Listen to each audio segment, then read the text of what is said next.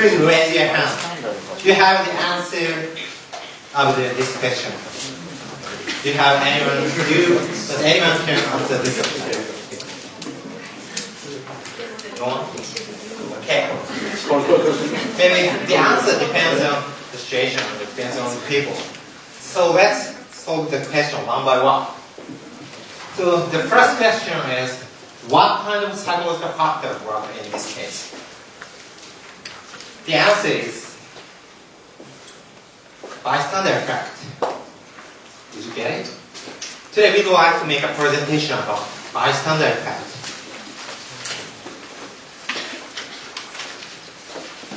Generally speaking, in order to take some kind of emergent action, we have to get through about 5 steps. Firstly, you have to notice the event. Then you realize the emergency. And then you have to assume a sense of responsibility. Then you know what to do. And finally, you act. This is called action 5 stages. Suppose you hear a scream of a woman. What would you do? Maybe some of you may feel that she's in danger. And then you feel, oh, I myself should help her. And then you find out something to help her. Then you reach the conclusion that I should call the police by pushing 911. In Kitty's case, if the neighbors follow the same process like this, maybe Kitty could be saved, but it never occurred to the neighbors. Why? Was that because they didn't have any cell phones? Maybe it's less likely because if you don't have any cell phones, you can ask directly for the officers to help. Or maybe ask some other neighbors to help, like this. Actually, in the 4th and 5th stages are easier to get through. Actually, there is 2 major obstacles standing in the way. 2nd and 3rd stages. Maybe realizing the emergency is a little more difficult than you might think. If you hear scream, what would you do? Maybe some of you may think, maybe she is okay, or it's not a serious problem. Or you may think, she's just kidding, she's just joking. Just like this case, you often cannot realize the emergency.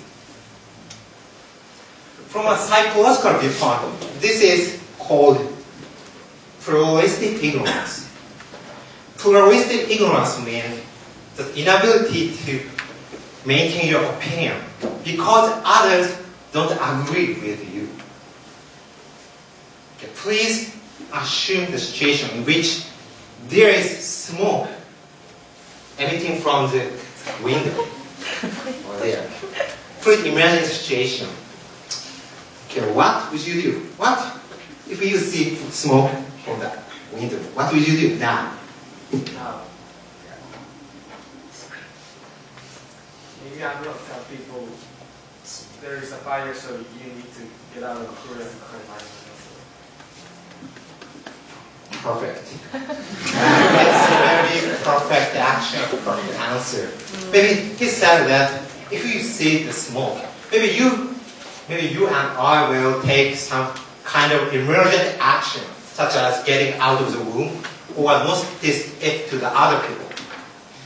But sometimes it is a little bit difficult.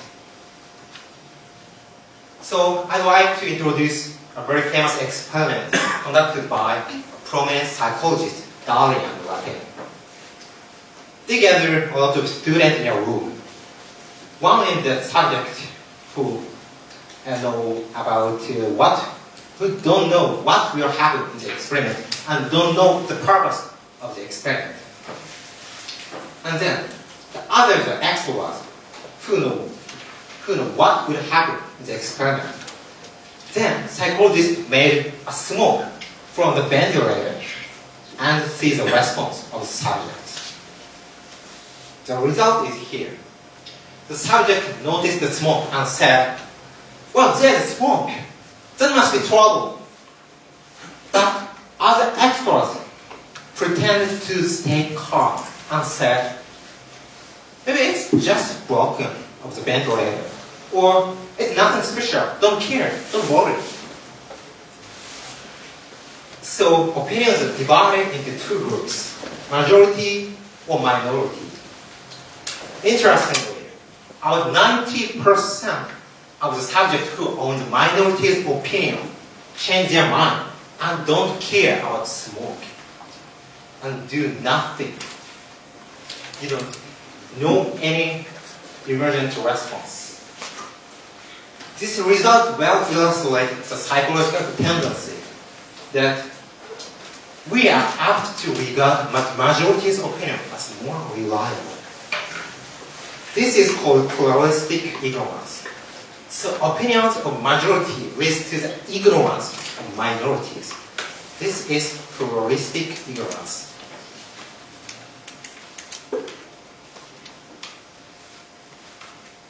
Okay, let's see the next obstacle standing in the way.